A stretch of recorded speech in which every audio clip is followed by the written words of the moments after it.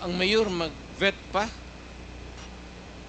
You want to say that I have to tatanong ko ako ulit to make a second investigation or a second guess? Do you expect me to do that? Mr. Chair, Wala ka bang mayor na kilala? Magtanong ka muna. Mr. Chair, exactly, precisely. Kaya po tayo nagtatanong kasi kung walang vetting process, edi paano po yun kapag meron palang nasama? Sinama lang halimbawa ng isang pulis dahil tingin niya mataas yung reward, kaya mainam na patayin nila yun kasi sasabihin lang ng dating Pangulo na siya bahala. Tapos pag napatay, makiklaim yung reward at okay lang kasi hindi talaga na-check kung yun ba talaga ay merong key role dun sa illegal drug trade. So with that, Mr. Chair, sabi din po kanina kasi yung mga high value targets, yun talaga ang dapat mangyari dun, patayin.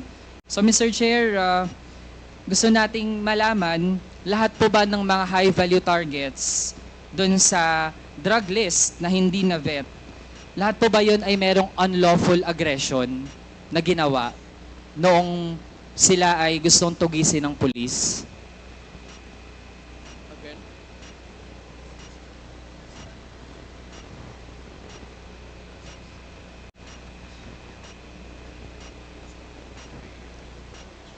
It's not, yeah, I know. Nakuha ko na.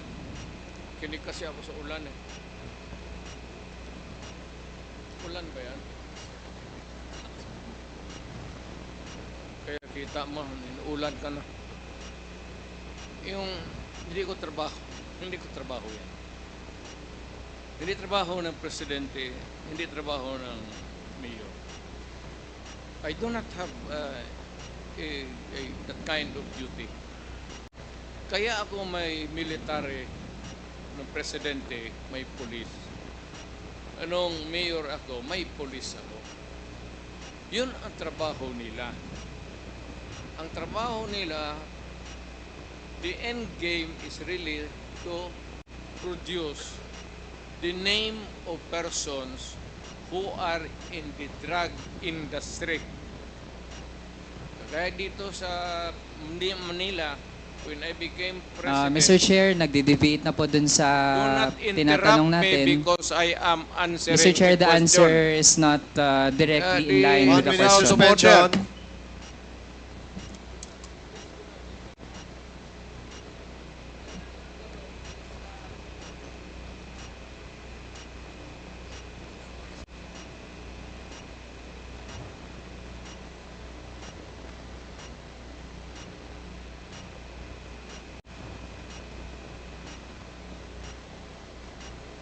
Hearing is resumed. Again, I'd like to remind everybody na pwede po patapusin natin magsalita ang nagsasalita bago po tayo magtanong po ulit ng kasunod na tanong. Para lang ho malinaw at maayos ang ating hearing, yun po ang paulit-ulit po nating sasabihin. So, Congressman Manuel, you have 3 more minutes. Please proceed. Thank you, Mr. Chair. Mr. Chair, ganito po kasi yung tanong natin kasi nung kinlarify natin kung may vetting process ba yung dun sa mga drug list, sabi naman po wala. Kaya halimbawa, kapag ang pangalan inalagay dun sa pagiging high value target na mataas yung reward para sa ganung mga tao, kahit hindi pa yan dumaan sa tamang proseso, ang goal na po kaagad ay patayin. And actually, sa nakaraang Quad Committee hearings, Mr. Chair, nalaman natin meron nga abogado nasama dun sa high value target, tapos pinatay ng pulis. Kaya Mr. Chair, gusto kasi nating malaman kung ano ba talaga yung nangyayari dun sa mga operasyon.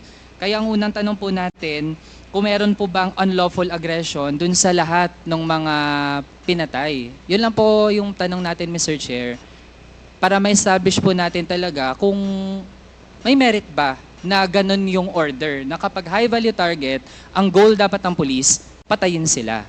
So yun po yung tanong, Mr. Chair. you are using the term unlawful aggression improperly. Huwag mo kong gamitin yan. Hindi tama yan. Better tone down your rhetorics. Walang Pilipino, Miss Sir. Mayor ako, na presidente ako, I would never allow anybody to kill an innocent Filipino. Pag ginawa mo yan, patay kita. Magtanong ka lahat ng pulis ng Pilipinas. Pagka pumasok ka ng kidnapping, pinatay mo, patayin talaga kita. Hindi kita bubuhay. Ngayon, ibig mong sabihin na hindi, what I'm trying to say is that we are not employees of government out there going about their duties, especially the police. Naawa naman ako dyan sa mga, just to go and shoot innocent people. Ano ito? Hunting safari sa Africa? Basta na lang pawarilin mo isang tao na walang rason? Even you, can you do it? Baka patay ka ng tao na barilin mo na walang rason na inosente? How can that be? Give me a common sense reason kung bakit ganon. That you presumptuously, tignan mo, tuloy, nagalit. Siyempre, nagalit na yung langit. Dahil sa tatanong mo na, ano ba, alam mo to sa totoo lang, ito totoo lang ha, marami akong pinatay na pulis sa Davao na kriminal. Magtanong kayo sa Davao, mag-go around. Ano yung ako mismo ang talagang humirit. Harap-harapan. Marami akong pinatay na pulis na gago na mag-kidnap, mag-rape, tapos magpatay. Sabi ko sa iyo, pag mahuli ko kayo, maabutan ko kayo, talagang papatayin ko kayo. Lahat yan, that goes for the law enforcer, the soldiers, lahat, civilians. Pagka ginawa mo yung, kaya sabi ko yung i-hold up mo na, akyatin mo sa bahay, tapos kunin mo yung pera, i-rape mo yung asawa, i-rape mo yung mga anak, ay anak ng totoo yan. Okay, Yan yung sinasabi nila, totoo yan. okay, Mr. Chair, Totoo yan. ang bagit po ng dating Pangulo, hindi daw siya mag-uutos na magpapatay ng mga inosente. Pero kanina din po kasi ang na-mention, basta nasa list ng high value target, ang goal ay patayin. So I'd like to ask muna Mr. Chair, kasi para din po maging malinaw sa mga kababayan natin, I'd like to ask Attorney Conti from NUPL. Ako din naman po, Mr. Chair, ayoko dun sa mga drug lord, gusto ko mapanagot.